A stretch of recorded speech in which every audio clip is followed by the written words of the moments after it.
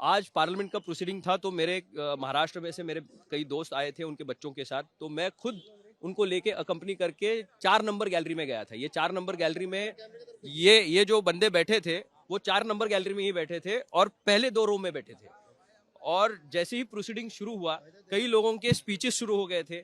मुझे लगता है कि शशि थरूर जी का स्पीच खत्म हुआ और उसके बाद 1-2 स्पीचेस होने के बाद ये बंदे आगे बैठे। फिर 45 मिनट्स में गैलरी पास खत्म हो जाता है, इसलिए लोगों को इवैक्यूएट किया जाता है।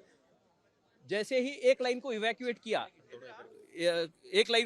किया तो एक बंदा पहली वाली रो में से कूद गया, और जो कूदा वो एकदम से बेंचेस के ऊपर से, पार्लियामेंट के अंदर के 15 फीट के ऊपर से वो कूदा और बेंचेस के ऊपर से भागने लगा।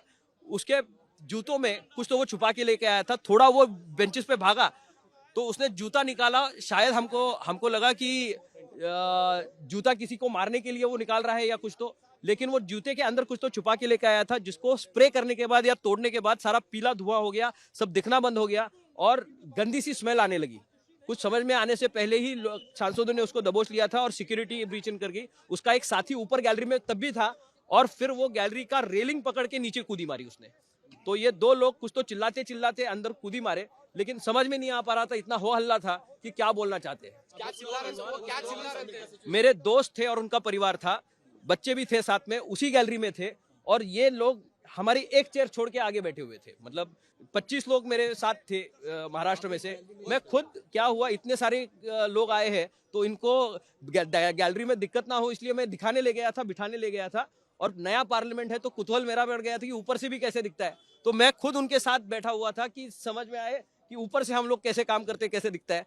लेकिन ये अलग ही घटना घटी जिसका मैं खुद आई विटनेस हूँ कि मेरे सामने इन लोगों ने कूदी मारी और ऐसी परिस्थिति निर्माण हुई। क्या समझ में नहीं आया, इतना हो हल्ला और केओस होने लगा। उसके बाद पहले तो हमको लगा कि वो प्रोटेस्ट कर रहे हैं कुछ तो, या फिर वो जो पीला कलर का आया था किसी ने कलर मारा है।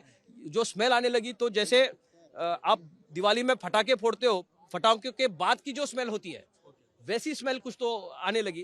तो पॉइजनस है, नॉन पॉइजनस है, कुछ समझ में आने से पहले ये फिर सिक्योरिटी ने सारी गैलरीज इवैक्यूएट करना शुरू कर दिया। वो जम करने के बाद वो स्पीकर तरफ वो भाग रहे थे, चेयर की तरफ भाग रहे थे। आपके पहले बैठे थे ना, उसका एक्टिविटीज कैसे थे? कुछ हिलने डुलने नहीं देते ना ऊपर, ना कुछ हिलने देते हैं ना डुलने देते हैं। वो ऐसे ही बैठे हुए थे।